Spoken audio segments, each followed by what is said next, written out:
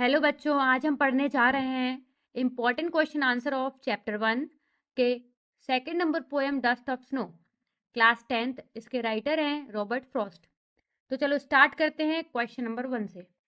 इसका question number 1 है मतलब आई मीन इसके जो क्वेश्चन नंबर 1 उसमें 1 2 3 क्वेश्चंस हैं। तो क्वेश्चन नंबर 1 इसका देखते हैं, what is a dust of snow. जिसका फर्स्ट क्वेश्चन है वो है डस्ट ऑफ स्नो क्या है, ये पूछ रहा है। और सेकंड क्वेश्चन जो है वो पूछ रहा है व्हाट डज द पोएट से हैज चेंज हिज मूड। तो मतलब जो पोएट है वो ये बोलना चाह रहा है कि किस चीज की वजह से उसका मूड चेंज हो गया। और थर्ड क्वेश्चन में यही चीज पूछ रहा है कि जो उसका मूड चेंज हुआ वो कैसे चेंज हुआ। तो क्वेश्चन नंबर फर्स्ट का आंसर देखते हैं। The dust of snow means the fine particles flakes of snow. जो डस्ट ऑफ स्नो है उसका मतलब है कि जो स्नो है, बर्फ होती है, बर्फ के छोटे छोटे जो पार्टिकल्स हैं उसका मतलब होता है फ्लैक्स ऑफ स्नो, का मतलब होता है dust of snow. The second sudden shower in the form of the dust of snow change the poets mood. तो इसमें से जो सेकंड क्वेश्चन था अपना ये वाला था, व्हाट डज द पोएट से हैज चेंज हिज मूड। तो इसका जो आंसर है वो यहाँ पे है कि the sudden shower in the form of dust of snow change the poets mood. तो मतलब जो अचानक जब पोएट बहुत सैड था वो खड़ा हुआ था एक जगह पे, तो वो एक पेड़ के नीचे खड़ा हुआ था। जो पेड़ था हेमलॉक ट्री। तो हेमलॉक पेड़ के नीचे वो खड़ा हुआ था, तो उसके ऊपर एक कौवा आके बैठता है, तो वो उसकी ब्रांच को शेक कर देता है। उसकी वजह से उसके ऊपर जो भी बर्फ जमी हुई होती है वो उसके हेड के ऊपर, सर के ऊपर जाके गिर जाती है। उसकी वजह से उसको बहुत रिफ्रेशिंग फील होता है। तो मतलब इसका जो मूड उनका चेंज हुआ था वो सडन सावर की वजह से उनका मूड चेंज हुआ था। तो इसी का क्वेश्चन नंबर थर्ड है, how has the poets mood change. तो कैसे चेंज हुआ था। तो poets mood change from sad to happy.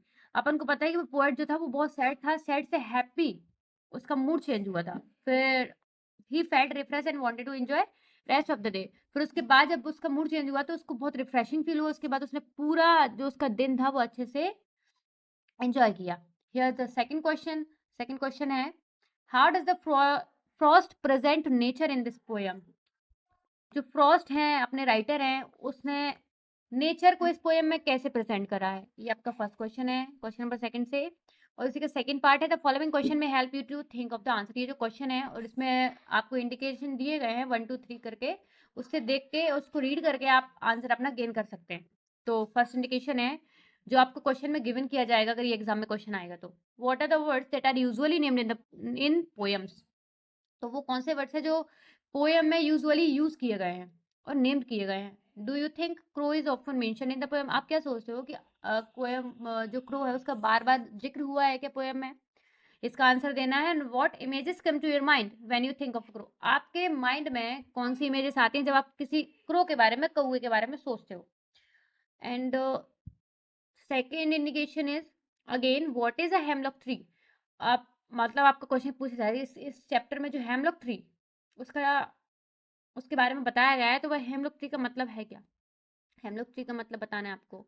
Why doesn't the poet write about more beautiful trees such as a maple और एन ऑक और N pine.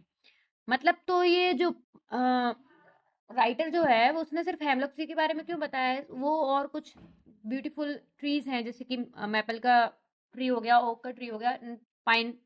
जो pine है बहुत ब्यूटीफुल ट्री है, इसके बारे में उन्होंने क्यों नहीं बताया, उसका जिक्र क्यों नहीं किया उन्होंने, हेमलॉक ट्री के बारे में क्यों जिक्र किया। अपना सेकंड क्वेश्चन है।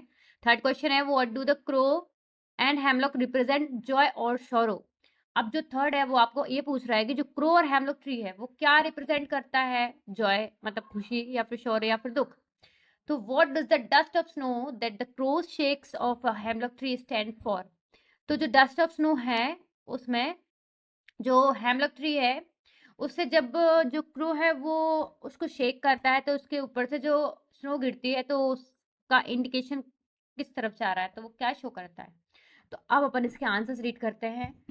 Here is the answer is, Frost presents nature in a very difficult different manner in the poem.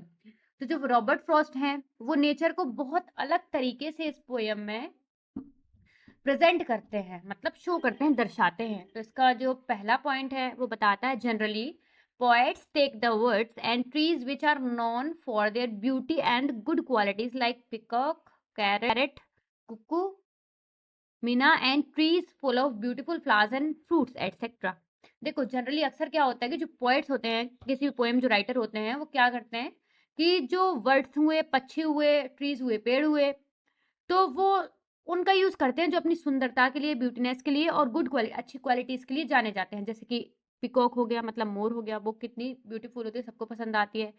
Parrot तोता हो गया, कुक्कू कोयल हो गई, तो कोयल भी जैसे अपनी आवाज़ के लिए जानी जाती है।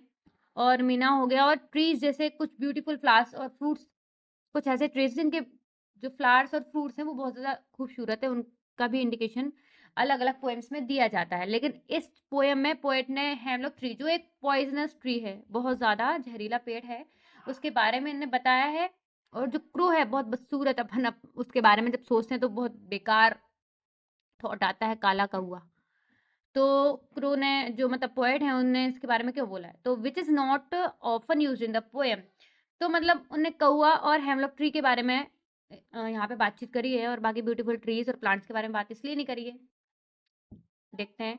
Crow is black in colour with very harsh voice and is believed to be a symbol of bad ओमन।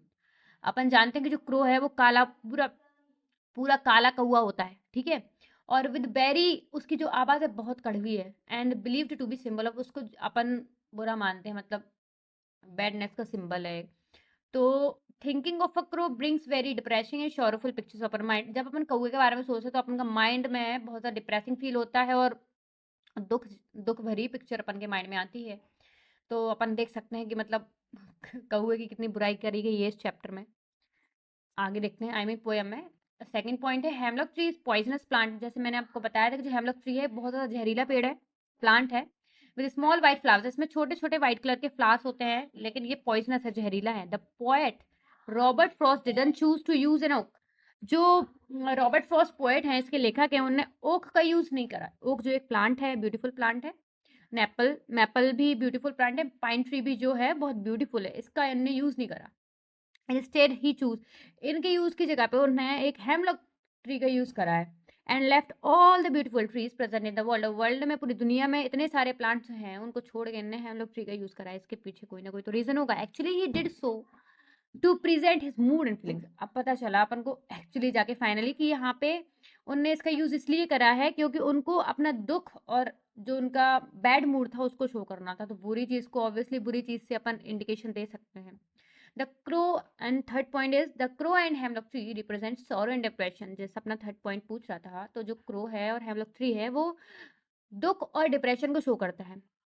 Felt by the poet in materialistic world. जो ये डिप्रेशन को फील कर रहे हैं, दुख को फील कर रहे हैं, इस उनके जो अभी उनके साथ जो चल रहा है उसमें। The dust of snow is the symbol of natural Joy and energy. जो डस्ट ऑफ स्नो है, मतलब जो बर्फ की धूल बोला गया है जिस चीज को, वो एक ऐसा सिंबल है जो नेचुरल तरीके से क्या खुशी और एनर्जी को शो करता है।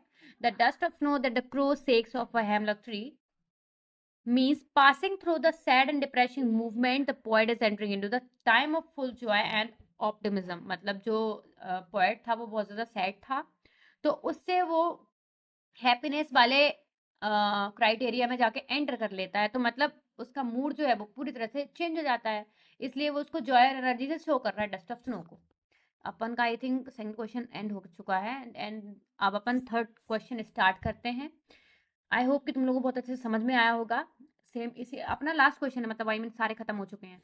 तो थर्ड क्वेश्चन देखते हैं। Have there been times when you felt depressed और होपलेस। क्या ऐसा कोई समय आपकी लाइफ में आया है कि जब आपने बहुत ज़्यादा डिप्रेशन फील करा हो और होपलेस फील करा हो, मतलब उम्मीद आपको बिल्कुल भी ना रही हो, अब मतलब फाइनली आप होपलेस हो गए हो। Have you experience a similar moment that change your mood that, और आपको कोई ऐसा मोमेंट शो, मतलब फील हुआ है, एक्सपीरियंस हुआ है, जब कोई ऐसी चीज हुई हो जो आपके साथ, जब आप सैड हो और कोई ऐसा काम हो चुका हो जिसकी वजह से आपका पूरा मूड चेंज हो चुका हो। तो आंसर अपन देखते हैं। There have been enormously times when I too have feel depressed and hopeless. यहाँ पे बहुत बहुत बार ऐसा मेरे साथ हुआ है कि जब मेरे को डिप्रेशन और होपलेसनेस फील हुई हो।